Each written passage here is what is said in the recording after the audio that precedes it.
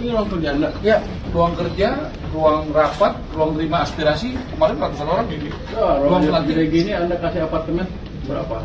6 kali apa? Nggak ada dia. Oh, juga gini nih. Tapi ini multifungsi, Pak. Jadi multifungsi satu ruangan. Kita kan diperintahkan Presiden cuma data pakai satu, yaitu BPS, Pak. Ini BPS Menteri Sosial. Kami dapat dari Bapak itu tahun depan 400.000 rumah yang direnovasi. Nah, persoalannya data itu sering tidak tepat sasaran. Nah, jadi kelebihan Ibu Menteri ini, Ibu Kepala BPS adalah dia mau dikoreksi, Pak. Jadi selama ini mungkin diperbaikinya paling setahun berapa kali lah gitu, atau 2 tahun sekali. Nah sekarang kalau ada perbaikan, Ibu BPS berkenan mengganti, Pak. Supaya tidak dibuat. Jadi kan soal kecepatan nih, Pak. Nah ini di rumah ini Menteri PU.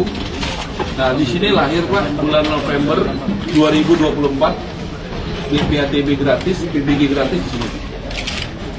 Kebijakan itu. Walaupun saya harus jujur, Bupati Wali Kota itu baru udah ada perkadanya dan mendukung itu baru lengkap dilaksanakan mungkin tahun ini, Pak, undangan tahun. Kalau yang tadi udah selesai 1 bulan, kapan Anda mulai bangun?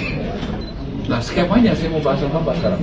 Skemanya ini boleh nggak hybrid antara bagaimana lu mana ya? Jadi kita mau buat langsung konkret, Pak, hybrid. Ini Tapera, coba jelasin. Jadi hybridnya gimana? Ya, izin Pak, jadi hybrid itu kita tawarkan, Pak, rumah vertikal misalkan harga sampai 560 juta. Dari LPP kita intervensi misalkan 50%-nya, 250 juta dengan suku bunga 6%. Selisihnya itu dari dana perbankan, Pak, dengan bunga pasar. Iya. Jadi saya jadi menteri, Pak, saya ajak ngomong 2 lembaga. Yang pertama YLKI, Yayasan Lembaga Konsumen Indonesia. Itu yang dari masyarakat. Yang kedua Badan Perlindungan Konsumen. Ini di ruangan saya, Pak. Jadi pengaduan yang paling besar saya tanya soal apa, properti, Pak. Ini ruang kerja Anda? Ya, ruang kerja, ruang rapat, ruang terima aspirasi, kemarin ratusan orang ini. Ya, ruang lantai gini Anda kasih apartemen berapa? 6 kali apa? Nggak ada dia. Oh, juga gini nih. Tapi ini multifungsi, Pak. Jadi multifungsi satu ruangan. Apa ya pegawai sini? Ini wartawan. Nggak tahu pegawai sini. Jadi kita, Pak, paling banyak pengaduan soal perumahan dari YLKI dan apa izin. Jadi saya tangani yang paling besar, Pak. Dan saya harus sampaikan sudah 2 kali pembayaran oleh Lipo, Pak. Bayar apa deh? Bayar orang yang sudah bayar, terus belum dapat unitnya, kemudian dibalikin uangnya. 26 itu membangun dan renovasi total 790.000. Nah, jadi kita ditargetkan membangun dan renovasi 3 juta rumah. Nah, yang disiapkan APBN itu 790.000 rumah membangun dan renovasi. Tahun ini 2025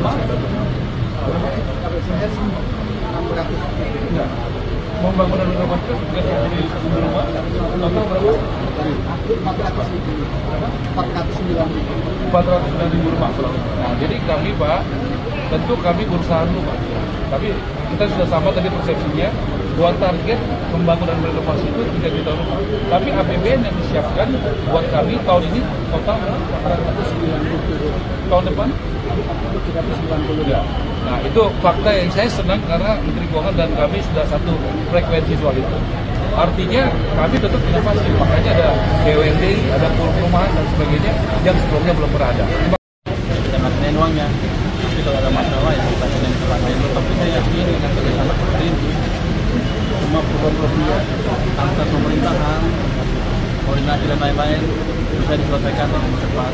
Ini kan semuanya kita bikin, aturannya kita bikin, jadi kita bisa beresin dengan cepat. Dan saya sudah melihat cara mengatasi masalah tadi.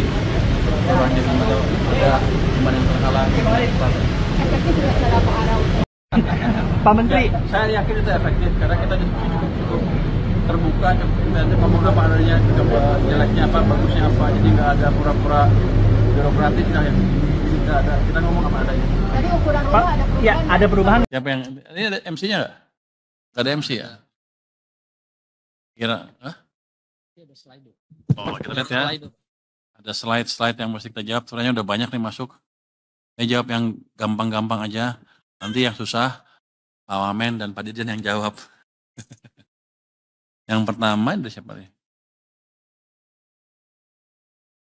Untuk saya pertanyaannya katanya, bagaimana realisasi strategi pembangunan BPN Badan Penerimaan Negara ya untuk mencapai penerimaan negara 23% PDB tax ratio itu ya dalam RKAP 2025, apakah dibangun atau tetap mengendalikan ya. Jadi untuk sementara kayaknya nggak akan dibangun, pajak dan bea cukai akan tetap di Kemenkeu dan saya akan mengelola sendiri, membawahi sendiri lah. Jadi itu bagian saya, pajak dan bea cukai, saya harapkan ke depan akan lebih efisien dan efektif karena kita akan melakukan berbagai reform termasuk menutup kebocoran-kebocoran yang ada dan lebih mendisiplinkan pegawai-pegawai bea cukai dan pajak. Harusnya ke depan akan membaik terus tax ratio-nya. Mungkin nggak 23%, siapa yang punya? Tapi akan naik pelan-pelan ke depan.